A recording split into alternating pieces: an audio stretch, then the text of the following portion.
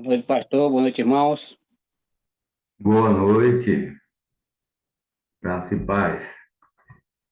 Boa noite. Irmão Covila, tudo bem, irmão Covila? Tá com o seu áudio desligado, eu acho. Não estou ouvindo.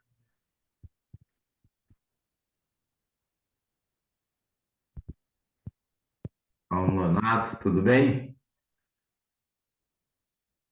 Sim, pastor. Tudo bem, graças a Deus. Vai à Igreja Batista Bíblica em Feijó. Estamos caminhando, esse mês, 2 meses atrás, eu acho, o pastor Zé Carlos esteve por aqui, mas foi deixar o pastor João lá em Vira e deu passar um tempo aqui conosco, umas 2 semanas. Uhum. Tá o Diago Gutierrez aqui à frente da igreja aqui, por enquanto. Quem? O irmão que está na frente? Diago Gutierrez. Aldo Gutierrez. Entendi. E, o irmão José também está aqui, voltou de Vira, agora está aqui com a gente aqui, nos ajudando também. Tudo bem. José está lá na congregação? Tá na congregação. Bom, se desenvolve o trabalho lá, né? E o irmão está ajudando o Gutierrez. Sim, eu tô com a escola bíblica e o grupo de senhores, dos homens. De homem. Olhando. Muito bem. Prega lá de vez em quando? Sim, eu que estava na congregação quando o irmão José estava no Envira. Uhum. Agora está ajudando a igreja. É, eu tava na congregação, agora eu estou ajudando o Diago Gutierrez lá. Eu estou com a escola bíblica e o grupo de homens. E o CAD, como vai? O Diago Kelly agora iniciou com as crianças, o ministério com as crianças, a escolinha Ah, das crianças. Estava sem, não tinha ninguém, aí ele foi assumiu. E que tá bom. com louvor também, né, que ele gosta da música, Uhum. Que bom, muito que bom. louvor. Os irmãos estão todos ali envolvidos, né, na obra. E a irmã Maria, melhorou a saúde? Ah, ela daquele jeito, melhora, piora, mas tá indo, tá? Graças a Deus, tá. Você comparece aos cultos. Uhum. Tá certo. Então, o pastor Zé Carlos deve voltar por aí. Acho que fim desse mês, mês que vem, ele está Sim, querendo ele tá construir programando vir por aqui. Isso, construir a casa lá em Envio, né? isso. Vocês Tá aí programando. também, mais para frente, se vocês quiserem um pastor, vocês têm que dar uma arrumadinha na casa aí, deixar as coisas em ordem, né?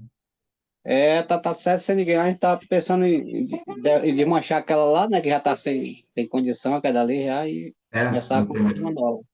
não tem conserto. Não, aquela de madeira, né? Quando fica velho tem que. Fazer outra. É, Olha, se puder fazer de alvenaria, é melhor, né? isso, essa é a nossa intenção. A gente tá vendo Uhum, para frente aí, começar a fazer isso. uhum, tá certo. Ok, meus irmãos, nós vamos orar e vamos começar, que eu vou começar com uma recapitulação, né? Então, aqueles que entrarem um pouquinho mais tarde também vão poder, não vão perder nada, tá? Muito bem. Eu vou pedir ao nosso irmão Reginaldo para nos elevar a Deus uma palavra de oração e aí nós vamos iniciar a nossa aula dessa noite. Vamos orar.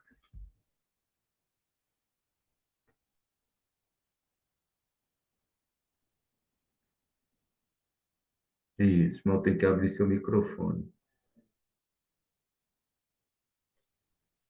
Oremos. Santo Deus, maravilhoso Pai, graças te damos por mais um dia que estamos aqui, mais uma vez que estamos reunidos na tua presença para estudarmos a tua palavra. Te pedimos, ó Pai, que o Senhor vá de encontro a cada um dos irmãos por esse mundo afora e o Senhor possa estar abençoando o nosso pastor, Manuel Cano, dando a ele paciência para nos ensinar essa noite.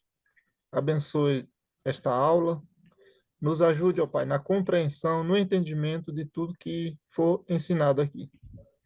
Perdoa os nossos pecados, abençoe cada irmão no seu ministério local, que o Senhor possa estar abençoando e ajudando cada um. Seja conosco. Em nome de Jesus nós oramos. Amém. Muito bem, meus queridos. Coloquem seus nomes aí no chat, né, para que você marque aí a sua presença, tá bom?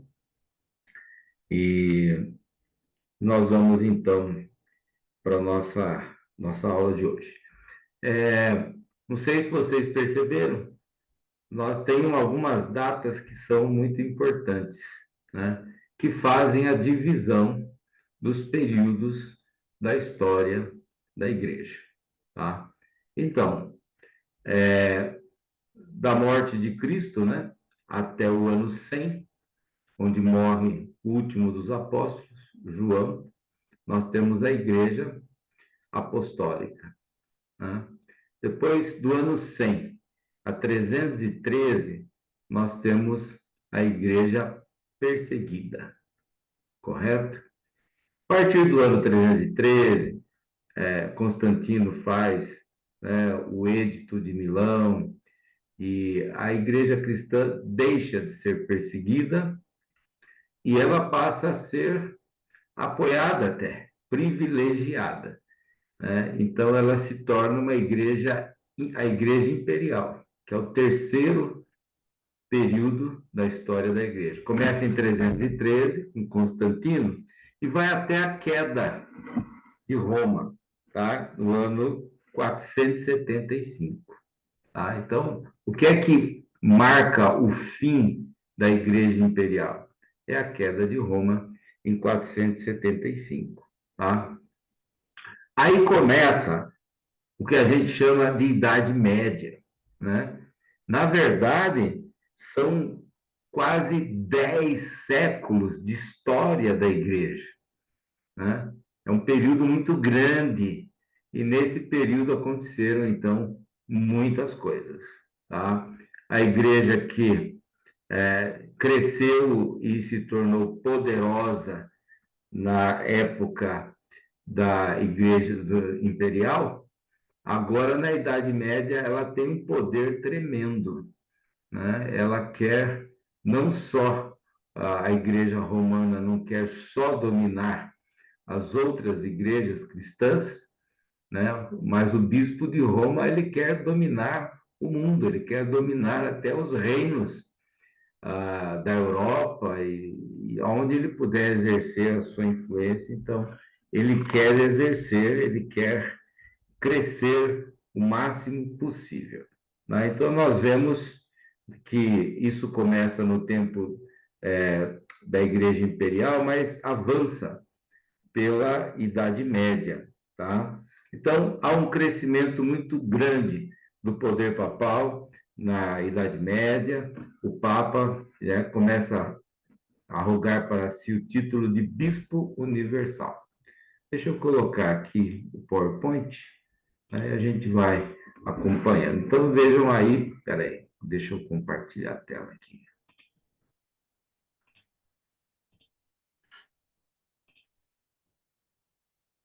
Isso. Então, essas são as datas, né? Percebam que o começo e o fim da Idade Média começa com a queda de Roma e termina com a queda de Constantinopla, né? Na verdade, o que caiu foi o Império Romano do Ocidente, né? Em 475, e depois o Império Romano, que continua, né, até 1453 em Constantinopla. Então, o que marca realmente é a queda de Roma e a queda de Constantinopla, tá? Muito bem, vamos aí. Então, a igreja desenvolve-se e há um crescimento do poder papal fenomenal, né? Então, principalmente na igreja ocidental. A igreja também se divide em igreja ocidental e oriental. A ocidental, a sede é em Roma. Mesmo depois da cidade ter caído, né, como império, o poder da igreja continua, né, em Roma. E há uma outra igreja, né, outro espécie de papa, né, lá em Constantinopla. Roma era a igreja latina e Constantinopla era a igreja grega, por causa dos idiomas que essas igrejas falavam, tá? Muito bem, então, esse período começa com o pontificado de Gregório I, o Grande. Alguém disse que foi o primeiro, de fato, o primeiro grande papa que conseguiu muito poder, né? E o apogeu desse período acontece com Gregório VII, chamado também de Hildebrando. Então, cada papa assumir o cargo mudava o seu nome, tá? Gregório I desejava o título de bispo universal, né? Então, tornou a igreja governadora das províncias ao redor de Roma, com a finalidade de expandir seu poder de atuação, né? Durante o pontificado, vamos dizer assim, de Gregório I, desenvolveu-se certas doutrinas. Falamos já ontem sobre isso, né? Adoração de imagens na igreja, que eram as imagens que vieram do paganismo, né? Das religiões pagãs, e tinham nomes agora de santos cristãos, né? A doutrina do purgatório, a transubstanciação, que é a questão da mudança de substância dos elementos da ceia do Senhor, né? O Gregório I defendeu a vida monástica, ele mesmo foi um monge, né? E era um excelente administrador. Porque o poder papal cresceu, né? Então, é uma coisa que nós temos que ver, tá? Relembrar. Muito bem, então, a igreja era uma espécie de intermediária entre o imperador e os súditos, né? Ela reprimia a tirania, a injustiça, ela fez até com que alguns reis recebessem de volta as mulheres que eles tinham repudiado, né? E, em geral, a igreja apoiava os governadores justos na Idade Média, né? Agora, ao passo que havia muita instabilidade no governo, nos governos políticos, né, a igreja tinha estabilidade. Então, enquanto o governo secular corria riscos de mudanças, incertezas, né, a igreja não. Ela permanecia firme no seu governo, né? Então, isso fez com que a igreja ganhasse um respeito, um poder, né, que foi crescendo. O império mudava, mas a igreja permanecia cada vez mais forte. Então, durante esses séculos de instabilidade, né, o império estava instável, mas a igreja ela permanecia firme. E adivinha Tá? que sonha Nesse Jesus tempo, voltando e ficando, o mundo quebrando, cara. E eu aqui. Então, você vai avisar. alguém está com o microfone aberto aí, tá? Eu falei também para os irmãos que, para fortalecer o poder, né, a igreja romana fraudou alguns documentos, né? Esses documentos supostamente oficiais, né? Eles colocavam Constantino como dando poder sobre o bispo de Roma, autoridade suprema ao bispo de Roma sobre as províncias da Europa, etc., né? Então, foram apresentados alguns documentos assim que fortaleciam o Papa, mas, na verdade, depois esses documentos foram analisados a partir do século XII, e principalmente na Reforma, eles descobriram que eram documentos forjados, né? A linguagem dos documentos era uma linguagem moderna, mas os documentos eram dados como antigos, né? Também as citações bíblicas eram da Vulgata Latina, que aconteceu só no ano 400, né? Quando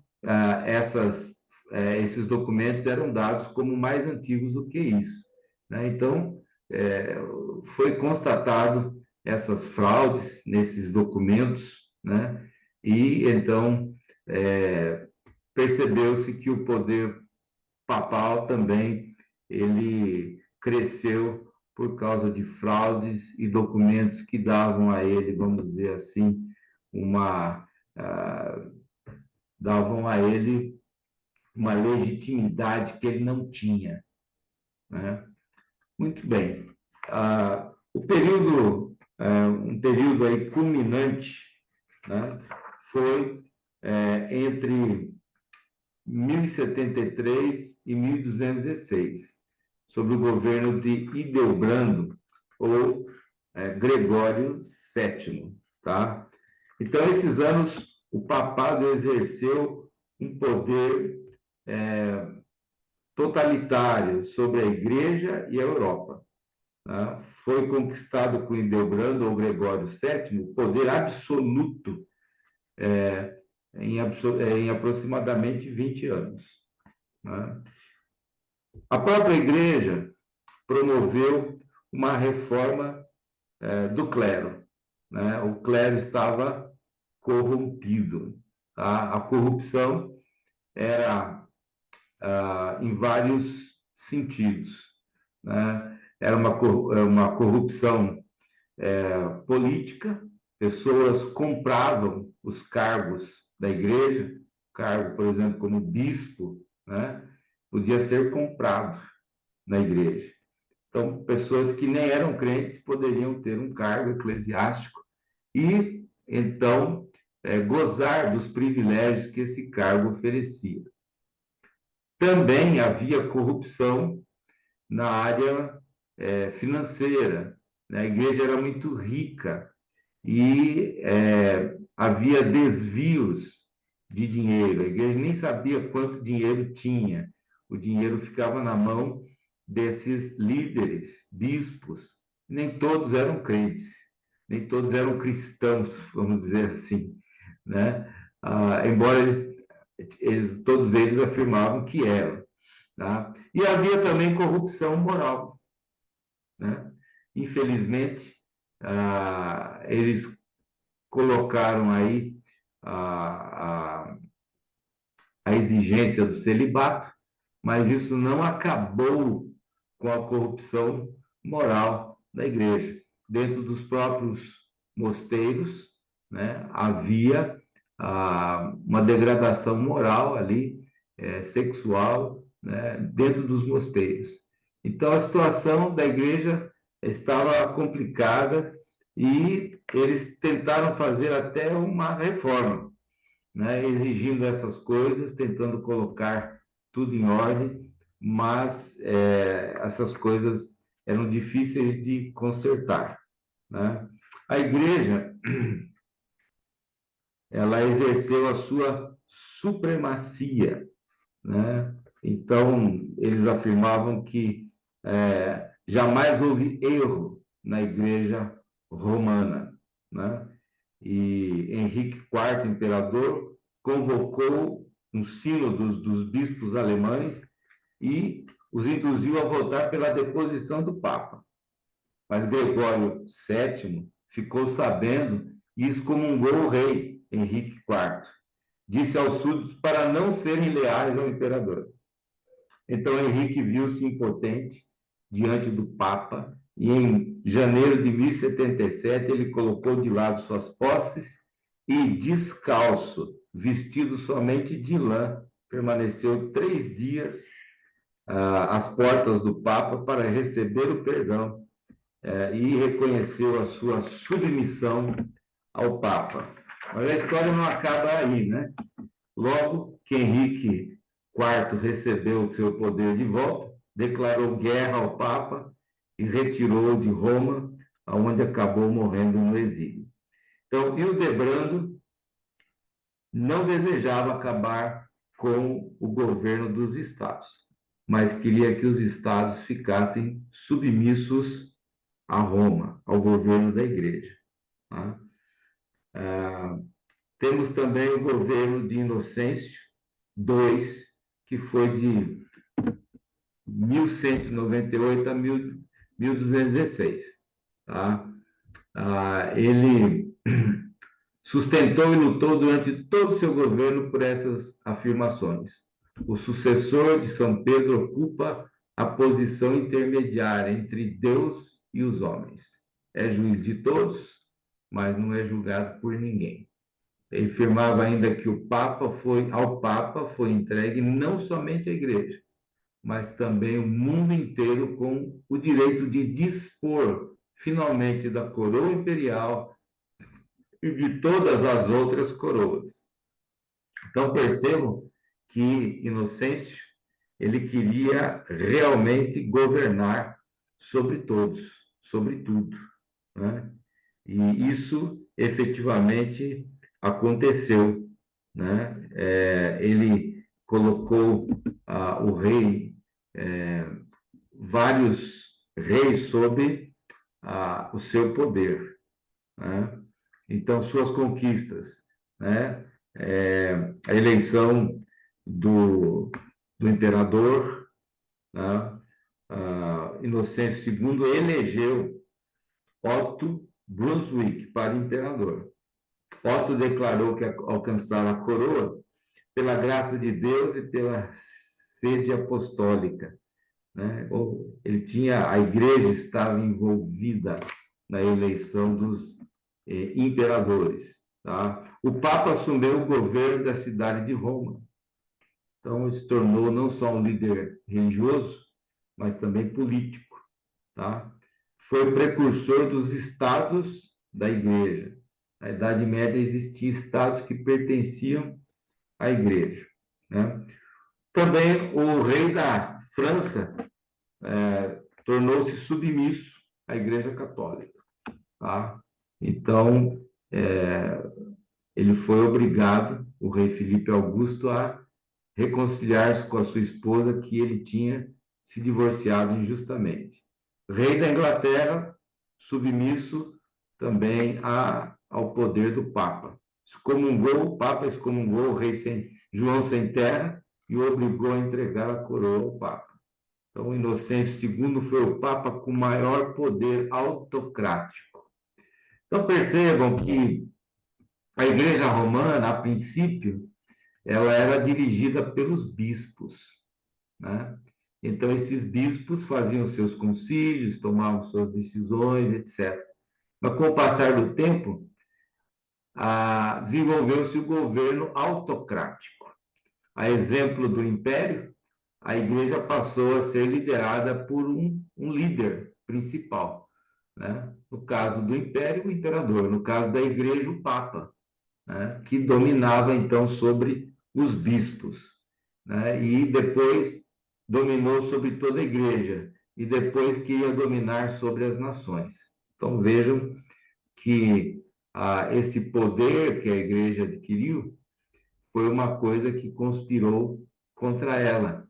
E ela se tornou, vamos dizer assim, uma entidade política também, né? E fugindo aos seus objetivos, tá?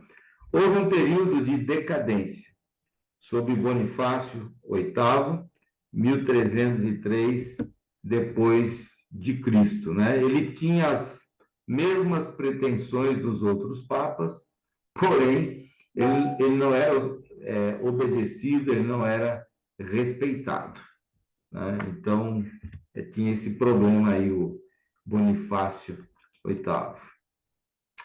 Desculpe, aqui está entrando uma outra coisa aqui. Muito bem. Bonifácio VIII proibiu o rei da Inglaterra de ditar leis que cobravam impostos das propriedades da igreja e sobre as receitas dos sacerdotes. Porém, foi obrigado a recuar. Bonifácio questionou com Filipe, rei da França, o qual declarou guerra. O rei apoderou-se do Papa e o encarcerou. Então, houve um tempo que a igreja estava mandando no mundo, mas houve também um tempo de decadência, né? O rei da França mandou prender o Papa, encarcerou, né? Filipe, o rei da França. Depois o Papa foi liberado e, segundo a história, morreu de tristeza. A partir de 1305, por 60 anos, todos os papas foram escolhidos pelo rei da França e ficaram submissos a ele. Então, houve uma virada, né, neste poder da Igreja Romana, né? Em 1313, o Papa foi preso, depois ele morreu, e depois, por 60 anos, os papas eram eleitos pelo rei da França, Felipe. Tá? Em 1305 até 1377, aconteceu o que eles chamam de cativeiro babilônico. Vamos dizer assim, é um nome, não tem nada a ver com a Babilônia, né? Mas o que aconteceu? Por que chamam cativeiro babilônico, né? A sede do Papa foi transferida de Roma para Avignon, sul da França, tá? Então, os papas estavam submissos ao imperador, a sede da igreja foi transferida de Roma para Avignon, no sul da França, né? E as ordens papais eram desrespeitadas, inclusive a excomunhão. Então, o Papa excluía alguém da igreja, mas o pessoal não obedecia. Né? Então, foi um período de decadência do poder da igreja romana. Aí houve o Concílio de Constança, em 1414. Em 1377, o Papa Gregório IX voltou para Roma. Então, estavam lá em Avignon e voltaram para a sede em Roma. Em 1414, houve esse concílio de Constança a fim de decidir as reclamações de 4 papas existentes.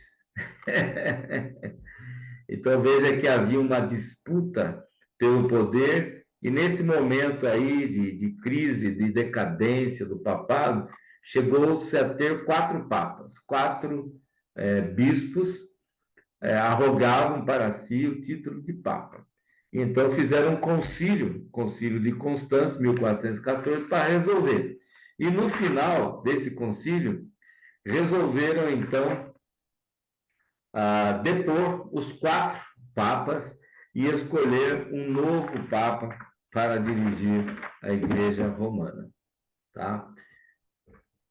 Há um outro fato curioso nesse tempo de decadência, é que houve um papa que era mulher. Né? Conhecido como a história da papisa Joana. Foi eleito como papa, houve muitos papas, mas um deles foi eleito, e sem saber, elegeram uma mulher. Então, era uma mulher, e então, depois de um tempo, aconteceu um grande milagre, né? É que o Papa, andando pela rua, certa vez, aconteceu um grande milagre. O Papa deu à luz uma criança. Aí, então, foi descoberta a farsa de que o Papa era uma mulher. Né? Então, a Igreja Católica, ela passou por todas essas questões, né? E uma decadência terrível. Uma coisa que ajudou a decadência da Igreja Católica foi o aparecimento do poder maometano, né? A religião muçulmana, ou maometana, ou islâmica, tá? São vários nomes aí que são usados para essa religião, né? Que teve como seu fundador Maomé, que viveu em 570 a 632. Maomé nasceu em Meca, na Arábia, em 570, né? Iniciou sua carreira no ano de 610, com aproximadamente 40 anos. Ele fugiu de Meca por causa de uma perseguição, em 622, conquistando várias tribos árabes. Voltou a Meca em 632 como profeta e governador conhecido por toda a Arábia. Após 13 séculos de existência, então, nos dias de hoje, os muçulmanos são milhões de pessoas e fiéis em todo o mundo. É a religião hoje que mais cresce no mundo. Existem muçulmanos no Oriente Médio, muito na África, na Ásia e até na Europa, e nas Américas o número também não para de crescer. Inclusive, um líder muçulmano disse o seguinte, que o Islã vai dominar o mundo, sem dar um tiro, sem fazer nenhuma revolução, apenas multiplicando os seus seguidores através do crescimento biológico. O que acontece?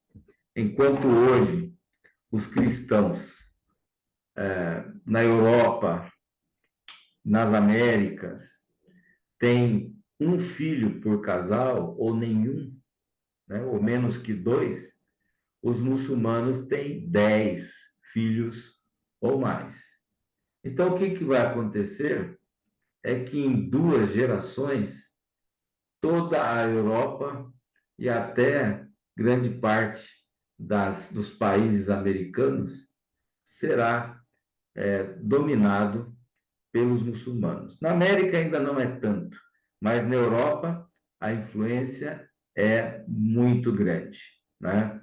Então, há muitos muçulmanos na Europa. Como eu disse, enquanto os europeus têm um filho por casal, em média, os muçulmanos têm 10.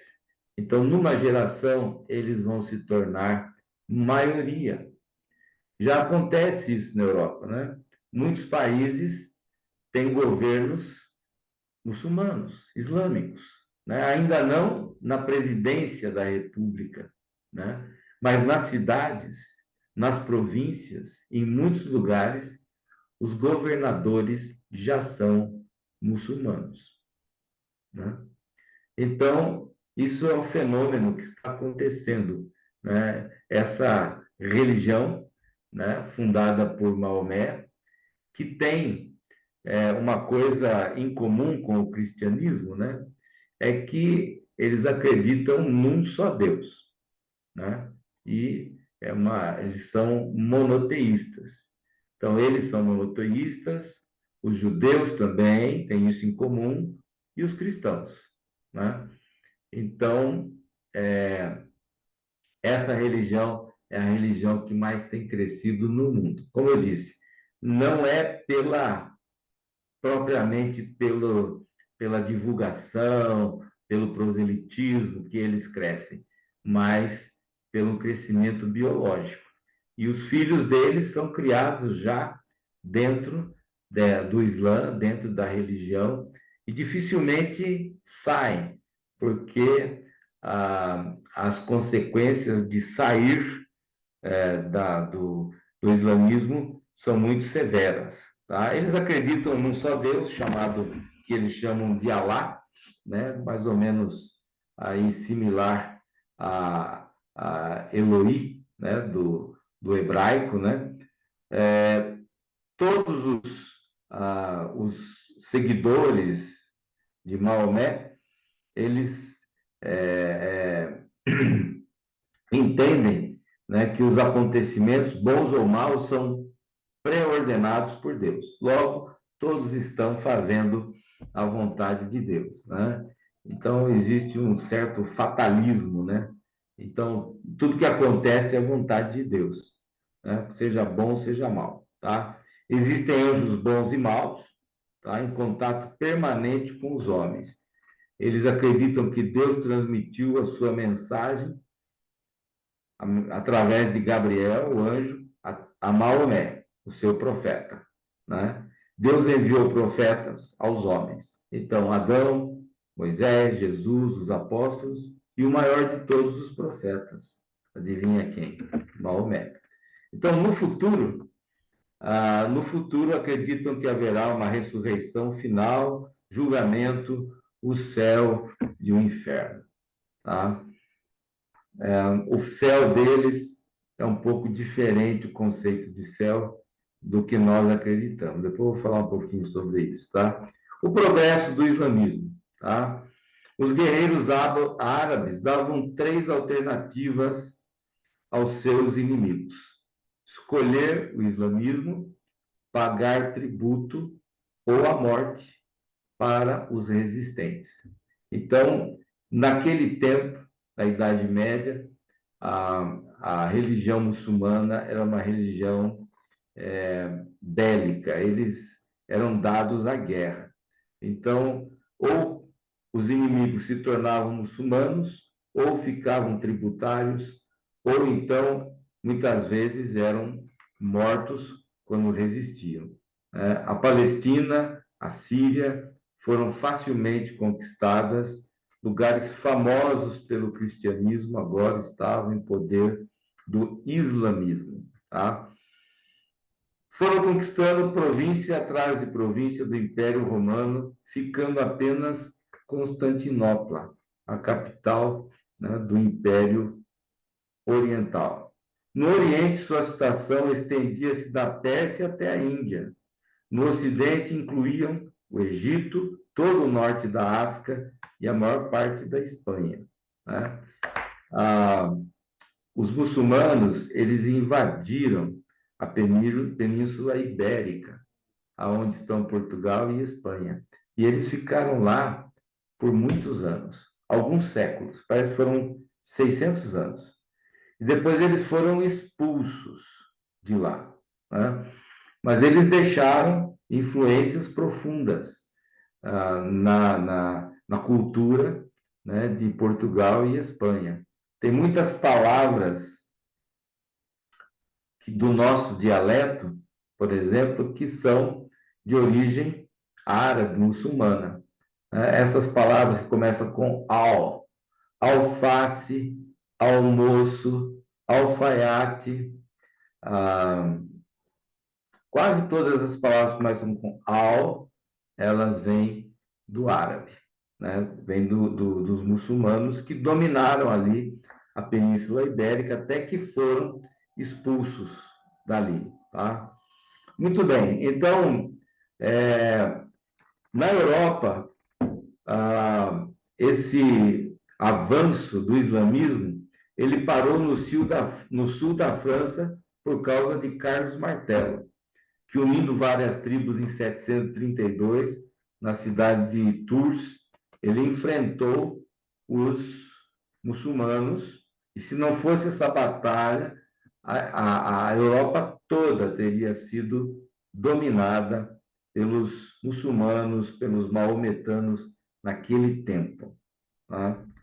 Muito bem, os elementos de poder do islamismo. A fé árabe, né, os primeiros crentes em Maomé eram guerreiros, ferozes, conquistadores, e eles acreditavam que estavam cumprindo um plano de Deus ao guerrear e dominar outros povos. Então, percebam que o progresso do islamismo, né, ele não era devido realmente a uma pregação, né? Ele era mais uma questão de poder, era tomada pelo poder, né? Os outros se convertiam ao islamismo por medo, né? E as conquistas eram militares, né? Então, uma coisa diferente do cristianismo, né? Muito bem. Então, nós vemos aí que os muçulmanos, eles tinham um crescimento que era na base da guerra, do domínio, do medo, né? E não de uma pregação da sua religião propriamente. Tá? Muito bem. Em contraste com esse espírito invencível, viril, conquistador dos muçulmanos, estava a natureza pacífica, submissa e débil dos greco-asiáticos. Né? Então, os cristãos, né, e os povos grego-asiáticos, eles não tinham essa tendência para a guerra.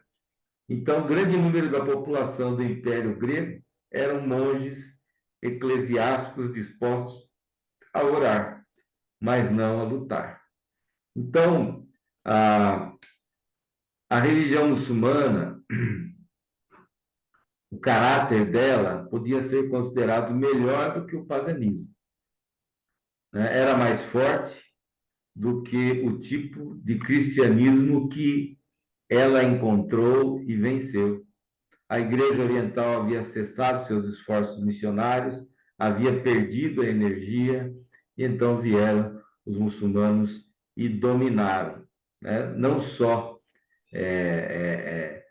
politicamente, mas também religiosamente falando, né? Eles avançaram sobre os domínios do cristianismo, né? Alguns aspectos favoráveis do no maometanismo, né? O maometismo, vamos dizer assim. Então, vamos ver aqui, tá? Eles tinham eles se opunham à adoração de imagens, eles não aceitam de forma alguma a idolatria, né?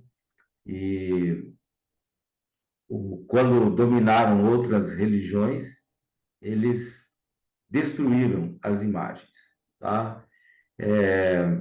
Recusavam também, recusavam a mediação sacerdotal e dos santos.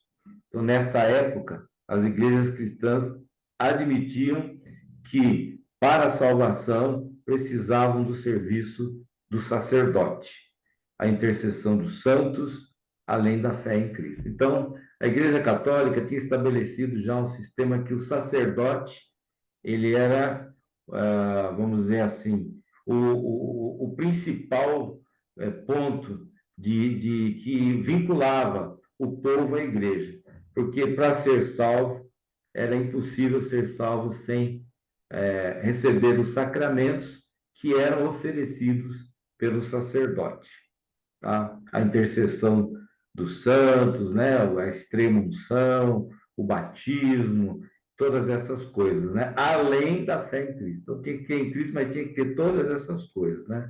Ela desenvolveu um sistema sacramental para a salvação. Isso permanece até hoje, né? Então, os muçulmanos procuravam levar as almas diretamente a Deus, né? Não tinha sacerdote propriamente, né? Eles também eram abstinentes em relação a bebidas alcoólicas. Os mais fiéis sucessores dos nazireus são os maometanos, eles não usam o vinho. Maomé proibiu o uso do vinho. Os que têm contato com os europeus não são tão fiéis a essa prática aí, né? Mas a maioria deles não usa o vinho, tá? Ou as bebidas alcoólicas. Promoção da literatura e ciência no tempo dos califas, né? A ciência e as literaturas tiveram progresso. Os árabes desenvolveram algumas coisas interessantes, por exemplo, os números arábicos, né, que são melhores que os números romanos. Também reconheceram as primeiras classificações estelares, né? Eles estudavam as estrelas, né? E eles desenvolveram muito a matemática, né? Também é uma coisa que eles fizeram com certa excelência. Os maometanos na Espanha se desenvolveram mais do que os reinos cristãos da península. Então, ali na Espanha, eles conseguiram desenvolver mais do que os próprios reinos cristãos. Isto caiu quando os turcos assumiram em lugar dos sarracenos, o povo muçulmano habitante da África, do Oriente e da Espanha. Então, quem dominava a Espanha eram os muçulmanos, os sarracenos, assim chamados, né? Você já ouviu falar na espada sarracena? Sabe o que é a espada sarracena? tinha um filme, né, chamado A Espada Sarracena. É aquela espada que ela é curva. Já viu? Uma espada que é curva, é curvada, parece um semicírculo. É aquilo que é a espada sarracena. É uma espada diferente que os sarracenos usavam em suas conquistas, em suas batalhas, né? Então, eu nunca esqueci esse detalhe da espada sarracena, que era característica dos muçulmanos em suas campanhas de expansão, nas suas guerras, né? Então, eles eram chamados também de sarracenos, né? Dominaram o norte da África, uma parte do Oriente e também a Península Ibérica, Portugal e Espanha, tá? Alguns aspectos desfavoráveis do maometismo, né? A conversão, que era por meio de conquista, né? Eles tinham que conquistar. Então, ao invés do amor, as pessoas usavam o ódio, né? Tanto dos dominadores quanto dos dominados, o sentimento não era de amor, mas de ódio. Se uma cidade resistisse à conquista, eles eram mortos. As mulheres eram levadas para haréns e as crianças órfãos, né, eram educadas na fé muçulmana. Durante muitos séculos, era costume entre os turcos tomar milhares de crianças cristãs para criá-las em países distantes, como muçulmanos fanáticos. Tá? A religião secularizada. O pensamento era que o Estado e a igreja eram um. Então, os muçulmanos creem que há uma ligação entre Estado e a igreja. Portanto, o governo precisava todo o poder possível para a propagação da verdadeira religião e a supressão da falsa. Uma coisa sobre o islamismo é o seguinte, é que eles se beneficiam da liberdade religiosa que existe nos países ocidentais, né? E eles avançam, eles entram, eles crescem. Mas quando eles estão em maioria e assumem o poder de uma nação, então o cristianismo é proibido. Tá? Então, eles não são adeptos não da liberdade religiosa. Só quando eles são minoria. Quando são maioria, eles querem impedir o culto cristão. Temos um país que é uma espécie de república islâmica, né? Que é o Irã. Né? O Irã é um país que é dirigido por um líder islâmico. Né? Então, uma coisa atípica nos nossos tempos. Né? Mas aí mostra como a religião e a política estão envolvidas no islamismo. Né? A questão, por exemplo, do Irã. Né? O conceito de Deus. Para a mentalidade árabe, Deus é como um déspota oriental. Deus é implacável, é temível, não tem muito amor, não, pela humanidade, né? A não ser pelos seguidores de Maomé, o profeta. Então, não é um Deus de amor, mas é um Deus que é severo, implacável, temível, né? E só é realmente favorável aos seguidores de Maomé. A pessoa de Cristo está fora do sistema doutrinário. Para eles, Cristo não é o Senhor, não é o Filho de Deus, né, mas apenas um profeta judeu, inferior a Maomé. Conceito do céu. A vida futura é inteiramente destituída de espiritualidade e inteiramente sensual. Então, no início, né, quando os muçulmanos começaram suas campanhas de conquista, o que acontece é que eles foi-lhes ensinado o seguinte, que se eles morressem em batalha, eles iriam diretamente para o paraíso. né? E lá eles teriam à sua disposição um harém com virgens à sua espera. Então, era vamos dizer assim, um conceito de céu totalmente diferente do nosso conceito, né? Para eles, o céu era um harém cheio de virgens à espera daqueles combatentes fiéis que morreram pelo Islã, né?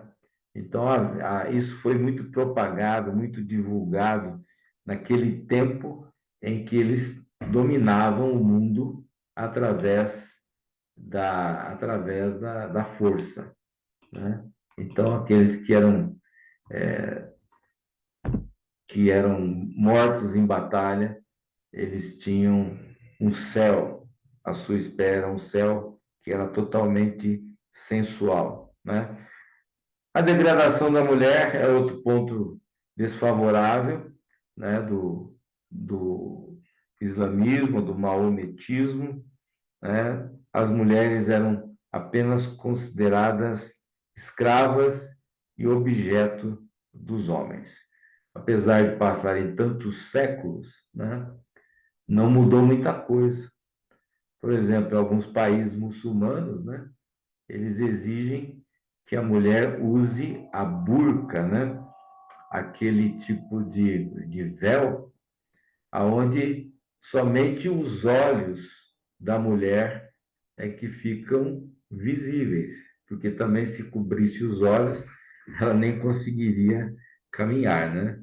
Mas é uma violência contra a identidade da mulher, né? Ela não tem identidade, porque ela não pode mostrar o rosto, né? Então, alguns países, ainda algumas culturas muçulmanas, têm a mulher reduzida a essa condição, né? Uma condição de humilhação, uma condição assim de tirar todos os direitos da mulher.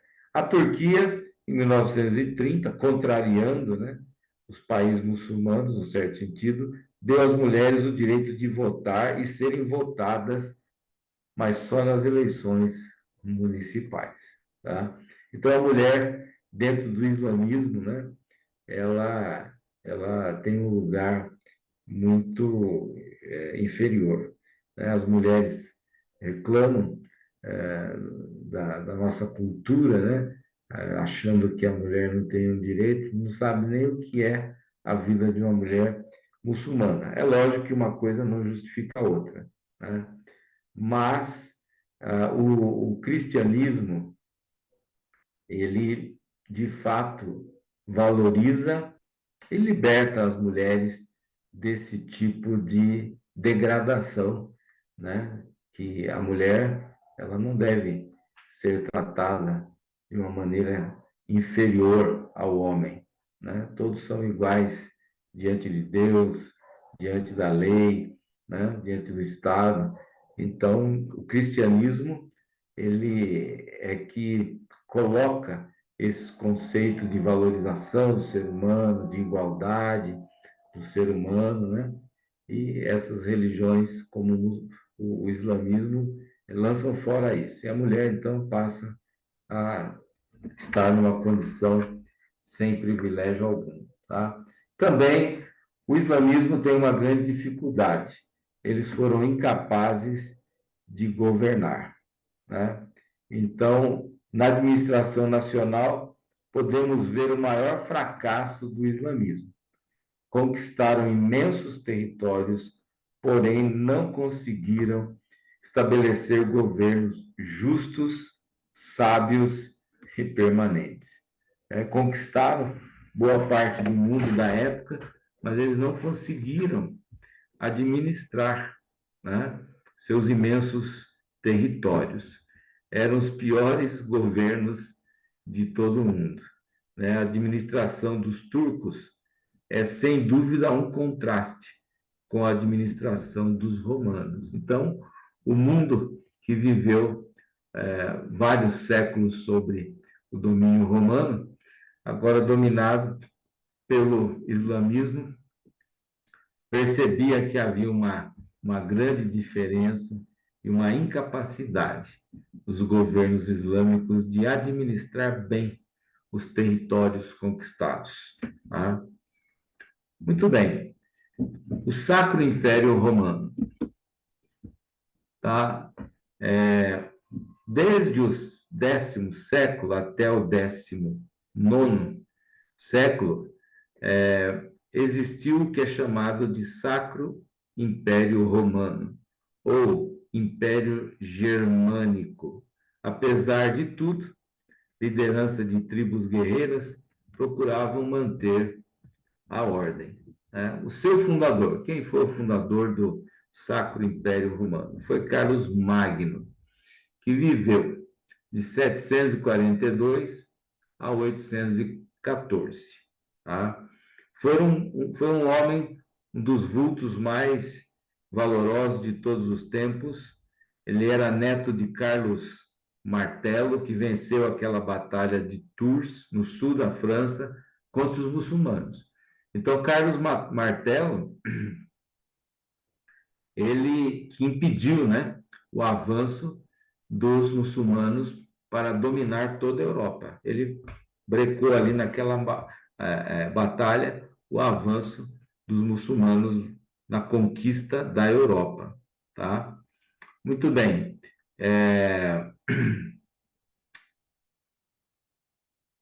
O neto de Carlos Martelo era Carlos Magno, que começou, então, o Sacro Império Romano. Tá? Carlos Magno foi rei dos francos, uma tribo que conquistou quase toda a França, e era considerado senhor de quase todos os países da Europa Ocidental. Norte da Espanha, França, Alemanha, Países Baixos, Áustria e Itália, no ano 800. Ele foi coroado pelo Papa Leão III como Carlos Augusto, o imperador romano. Tá? Só que já não exercia o poder lá em Roma, mas em Constantinopla. Foi considerado sucessor de Augusto, Constantino e dos antigos imperadores romanos. Era sábio, poderoso, reformador, conquistador, né? E protetor da educação e da igreja. O império, né, durou pouco tempo. Os fracos imperadores, descendentes de Carlos Magno, o desenvolvimento de vários países, a independência dos estados europeus, na prática fez com que o Sacro Império Romano fosse enfraquecendo. O imperador era honrado, mas não era obedecido, né? Pelo fato da sua autoridade se limitar à Alemanha e um pouco da Itália. Foi também chamado de Império Germânico, porque era ali que havia realmente a influência do império. Grandes imperadores. Os sucessores de Carlos Magno eram eleitos por um corpo de eleitores e 7 príncipes. Foram 54 imperadores que sucederam Carlos Magno.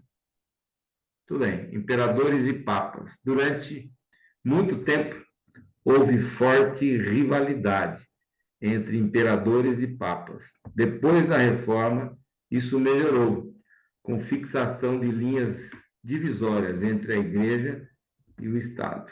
Mas havia muitas contendas e havia muita crise e rivalidade entre imperadores e papas, uns querendo mandar sobre os outros. Muito bem. Decadência e queda do Império, do Sacro Império Romano. Tá? No início do reino da Áustria, muitas províncias conseguiram suas independências. Tá? Em 1806, terminou a sucessão de imperadores e o imperador Francisco II tirou o título de imperador de Sacro Império Romano para o Império da Áustria. Né?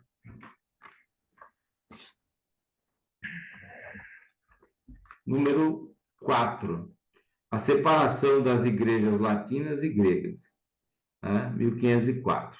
Formalmente deu-se no início do século XI, apesar de ter começado muito tempo antes.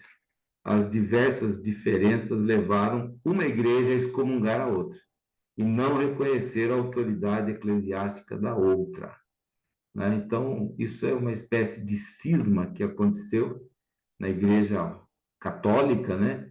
Em que um patriarca não reconhecia o outro, né? O patriarca da Igreja do Oriente não reconhecia o patriarca da Igreja do Ocidente e vice-versa, né? A causa doutrinária é a procedência do Espírito Santo. Os latinos afirmavam que o Espírito Santo procedia do Pai e do Filho, enquanto os gregos afirmavam que procedia do Pai. Então, há essa divergência teológica, mas alguns acreditam que ela é apenas um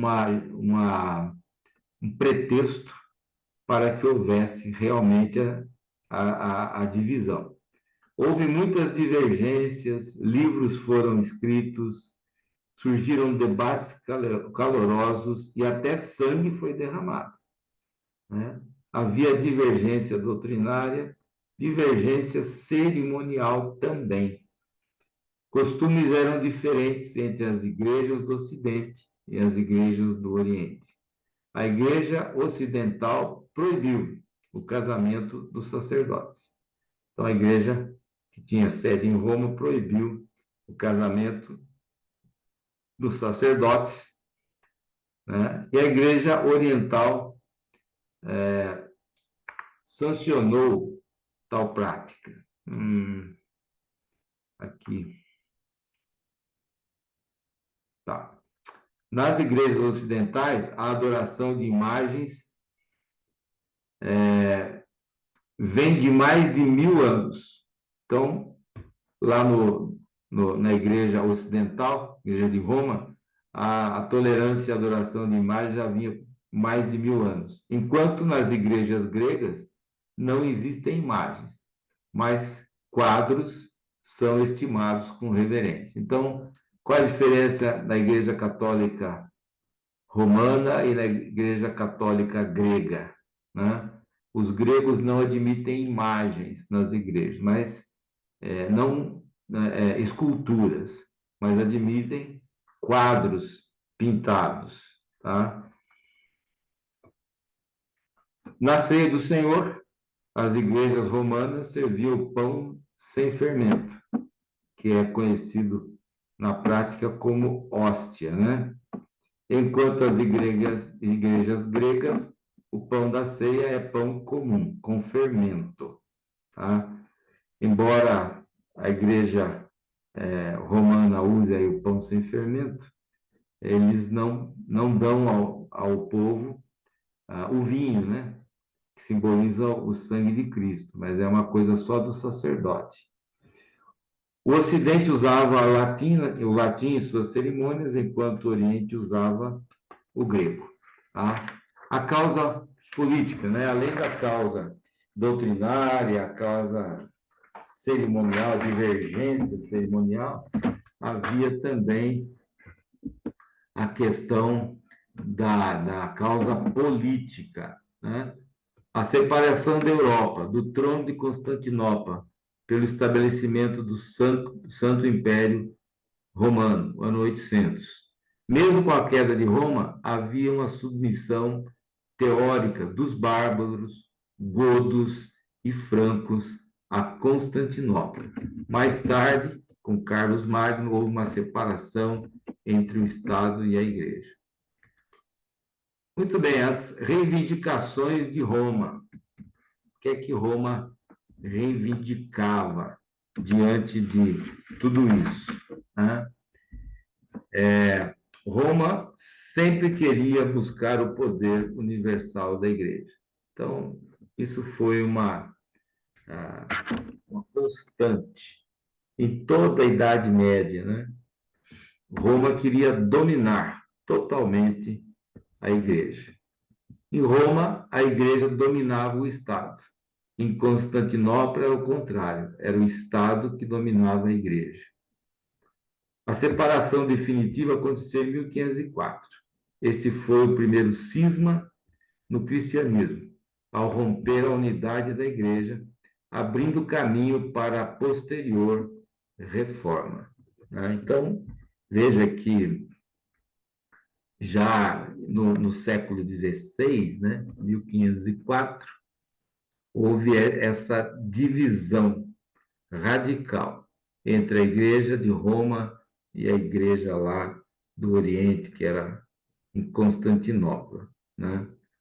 E logo depois aconteceu a Reforma Protestante, né? Então, várias coisas parece que foram desencadeando para que, no tempo certo, acontecesse a reforma, tá?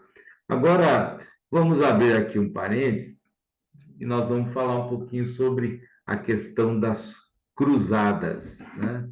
As cruzadas, elas são um momento histórico importante na Idade Média, né? Quando elas aconteceram, tá? E a origem das cruzadas, tá?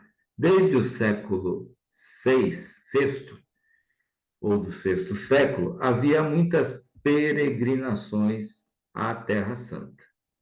No ano 1000, essas peregrinações aumentaram devido às expectativas da volta de Cristo, né? Nós passamos por isso no final do século passado, né? Havia também esta expectativa, né, que Jesus Cristo voltasse até o ano 2000, ou no ano 2000. E essa expectativa cresceu muito, até no meio evangélico, né? E acabou que era pura e mera expectativa, especulação, né? Houve até pessoas marcando data, etc. Mas isso não aconteceu, porque Jesus disse que o dia e a hora ninguém sabe. Mas alguém já falou, mas o ano Jesus não falou. Então, querem prever o ano da volta do Senhor Jesus Cristo, né? E não conseguiram, é lógico. Então, a primeira cruzada, tá? Qual é a origem de tudo isto, né? As pessoas iam lá para a Terra Santa, a princípio essas peregrinações eram facilitadas, mas no decorrer dos séculos, né, começou a haver tempos em que os peregrinos eram perseguidos, eles eram roubados, eram mortos e até feitos escravos. Então, tornou-se muito perigoso ir em peregrinação para a Terra Santa. Mas esse era um grande desejo do povo, né? E começou nesse tempo circular ou ser fomentado entre o povo o desejo de libertar a Terra Santa dos muçulmanos. Então, surgiram as cruzadas, que eram expedições, né? Não somente de peregrinos, mas agora expedições armadas, que tinham como propósito libertar a Terra Santa do poder dos muçulmanos, que haviam dominado ali o território que nós conhecemos hoje por Palestina, e estavam dominando, né? Inclusive a cidade santa, a cidade de Jerusalém, estava em poder dos muçulmanos. Então, a primeira cruzada, em 1095 a 1099, né, promovida por Godofredo de Bouillon, foi anunciada pelo Papa Urbano II em 1095, no Concílio de Clermont. Cavaleiros receberam a cruz como insígnia e foram combater os sarracenos. Quem são os sarracenos? São os muçulmanos, que estavam dominando a Terra Santa. Tá? Ainda antes dessa expedição, um monge, por sobrenome Pedro, convocou uma multidão de 40 mil homens, sem experiência e disciplina, e os enviou ao Oriente, esperando uma ajuda milagrosa de Deus. Eles voltaram fracassados, muitos morreram e outros ficaram presos como escravos. Tá? Então, essa cruzada, a primeira, foi composta de 275 mil dos melhores guerreiros da Europa, liderada por Godofredo de Bouillon e outros. Tá? Então, aí que surgiram as cruzadas, surgiram os cavaleiros, né? Que é uma espécie de título, né? Que era recebido, né? As pessoas que eram soldados, né? Se propunham a ir às cruzadas, eram chamados de cruzados e eles tinham uma espécie de título, né? De cavaleiros. Recebiam a cruz como insígnia, né? Em seus escudos, né? E nas suas capas e debaixo desse símbolo da cruz, então eles realizavam essas expedições, tá? Havia muitos problemas nessas expedições, né? Depois de desentendimentos, problemas com a liderança, finalmente essa cruzada, a primeira cruzada, conseguiu tomar Jerusalém e quase toda a Palestina no ano de 1099. Então, quiseram dar o título de rei de Jerusalém para Godofredo, mas ele não aceitou. Então, puseram o título de barão defensor do Santo Sepulcro. O reino de Jerusalém durou até 1187. Então, os cristãos chegaram a tomar Jerusalém, estabeleceram ali um reino, né? Esse reino era cercado pelos muçulmanos, os sarracenos, né? E tinham como aliados os europeus, né? Mas os europeus estavam muito longe para socorrer, para ajudar e dar um apoio constante a Jerusalém, né? Tem um filme que mostra esse tempo histórico. Eu acho que é A Última Cruzada, uma coisa assim, ou eu não lembro o nome, mas o filme conta exatamente essa história, né? De que eles foram para lá, mas já não era, acho que é a última cruzada, não é a primeira. A primeira foi lá e dominou a cidade de Jerusalém, estabeleceu um reino de Jerusalém, mas a última cruzada, eles foram lá e Saladino, né, que era o líder dos muçulmanos na época, lá naquela região, ele conseguiu dominar a cidade. Foi feito um acordo, as pessoas que estavam na cidade puderam sair sem ser mortas. Parece que também foi garantido a possibilidade dos cristãos visitarem os lugares santos de Jerusalém, né? Como, por exemplo, o túmulo, né? O túmulo vazio. E então foi feito um acordo e tal, mas a verdade é que os muçulmanos venceram, né, ali na última cruzada e dominaram. Mas vamos aqui, segunda cruzada, o motivo foi o boato que os sarracenos estavam conquistando territórios vizinhos ao reino de Jerusalém. Quem incentivou essa cruzada foi Bernardo de Clairvaux, Luís VII da França e Conrado III da Alemanha. não conseguiram recuperar os territórios perdidos, mas conseguiram adiar a queda final do reino de Jerusalém. Em 1187, os sarracenos, ou os muçulmanos, conquistaram Jerusalém sob a direção de Saladino. Então, aí aconteceu esse episódio. Os cristãos perderam o domínio de Jerusalém de novo para os muçulmanos. A terceira cruzada aconteceu. Deixa eu ver aqui, está aqui. A terceira cruzada aconteceu em 1188 a 1192. Por Frederico da Alemanha, mais Felipe da França e Ricardo da Inglaterra. Então,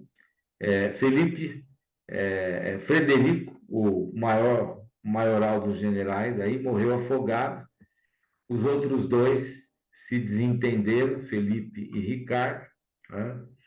E então, o que aconteceu?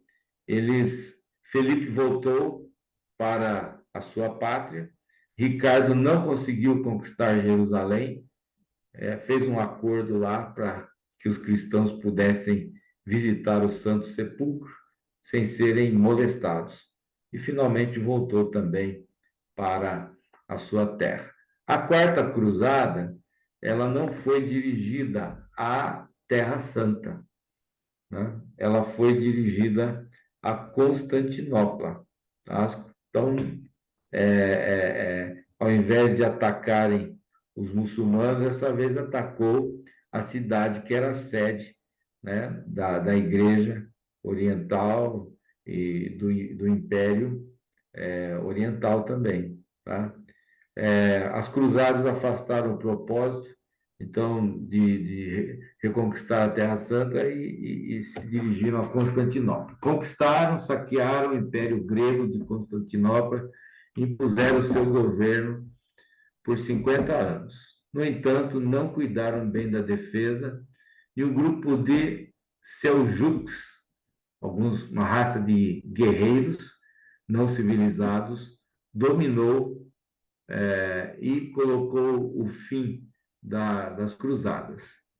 Teve uma quinta cruzada, né? Apesar de excomungado, o imperador Frederico II realizou uma cruzada com o exército e conseguiu um tratado em Jerusalém. Haifa, Belém, Nazaré se tornaram cristãos, né? Ou de domínio cristão. Por causa de estar excomungado, ele mesmo se elegeu rei de Jerusalém. A cidade foi retomada pelos muçulmanos em 1244. Né? Então, por um pouco de tempo, tomaram a cidade de Jerusalém, depois ela foi retomada de novo pelos muçulmanos. Tá?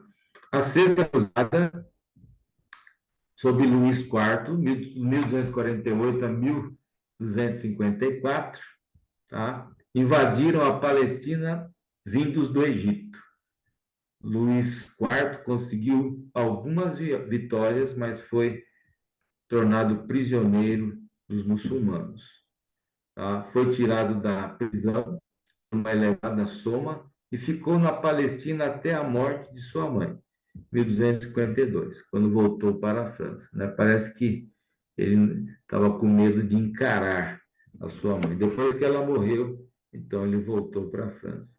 E tem uma sétima cruzada aí, 1270, 1272, sob Luís IX, né? Luís IX, juntamente com Eduardo da Inglaterra, que veio a ser o Eduardo I, né? Fizeram uma cruzada. A trajetória foi a mesma da cruzada anterior, vieram pela África, né, para invadir a Terra Santa. Porém, ele morreu na Tunísia, norte da África. Seu filho propôs a paz e Eduardo voltou para a Inglaterra. Foi a última cruzada. Houve muitas outras cruzadas, mas sem importância.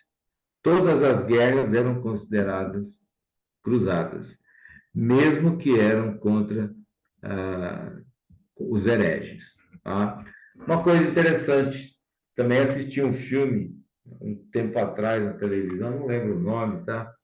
Mas é um filme que conta a história da Cruzada das Crianças. né? Então, houve um, um sentimento que dominou a igreja cristã na época da Idade Média, nesse tempo aí das Cruzadas, né?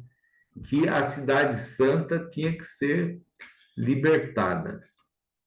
E alguns acreditavam que ninguém melhor para fazer isso do que as crianças.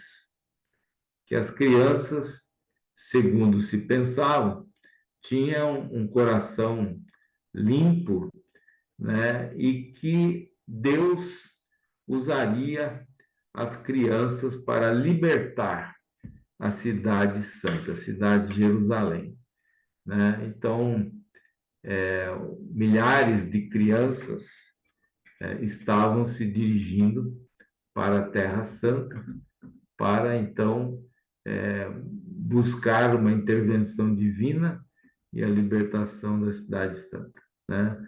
O resultado foi que muitas dessas crianças, né, morreram pelo caminho, outras morreram de fome, né, no caminho, morreram de fome, morreram de enfermidades, outras foram feitas escravas, né?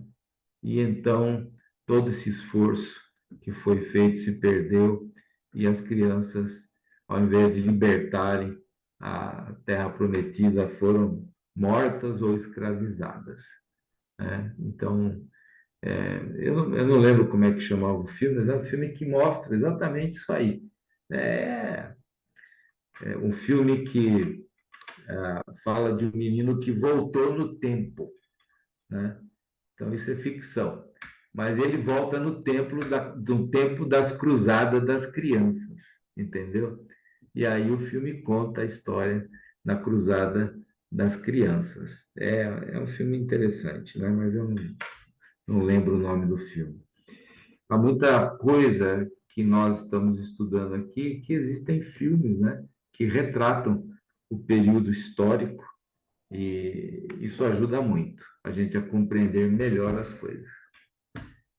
Vamos parar um pouquinho e ter o nosso intervalo, né? Eu sei que é cansativo, né? Mas nós vamos, devagarzinho, vamos avançando aqui na nossa matéria, tá? E finalizamos, então, o período das cruzadas, né?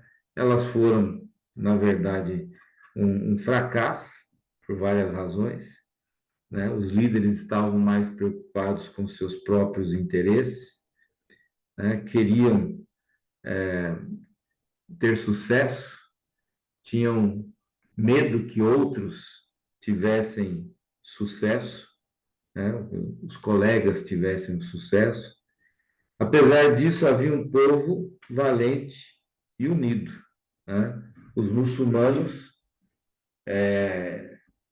independentemente de quem os dirigisse, estavam lá para enfrentar os cristãos, né? Também faltou um estadista de visão em longo prazo, não esperando todos os resultados, todos imediatos, uma vez que a Europa ficava distante da Palestina, né? Então, era um sonho os cristãos dominarem Jerusalém, mas eles não tinham apoio para manter esse domínio, né? O povo palestino também preferia os muçulmanos aos cristãos como seus líderes, né? Porque os cristãos da época das cruzadas escravizavam o povo de uma forma pesada, o domínio bélico dos cruzados. Inclusive, os cruzados foram acusados de atrocidades, né? De violência extrema, né? E isso acabou sendo uma mancha na história da igreja cristã, né? Os cruzados perseguiram, eles dominaram, eles mataram e tinham uma ferocidade implacável. Alguém já disse que antes de os cruzados saírem para as cruzadas, eles eram batizados, né? Eles eram batizados, porque acreditava-se que o batismo era um sacramento, era algo que traria graça sobre eles. Eles eram batizados, mas na hora do batismo, antes de serem submergidos na água, eles erguiam as suas espadas. Então, eles eram batizados, mas as espadas não eram. Deu para entender? Então, era um batismo assim. O meu batismo, ele não envolve a minha participação na guerra, a minha espada. Quer dizer que eu submeto a minha vida ao cristianismo, mas menos a minha espada, né? Então, era um povo assim, né? Que eles eram tidos como cristãos, né? Cruzados, que representavam a cruz, né? Mas extremamente violentos, impiedosos, com homens, mulheres e crianças dominadas. Então, o povo lá de Jerusalém, que era a maioria palestina, eles preferiam ser dominados pelos muçulmanos do que pelos cruzados, que eram extremamente violentos. Tá? Muito bem, queridos. Vamos parar. 9h30. Nós voltamos aqui às 9h50. Ok? Vamos ter um tempo aí de descanso. Se alguém não jantou, ainda dá para jantar. Eu já estou pensando no café da manhã. Muito bem. Então vamos lá.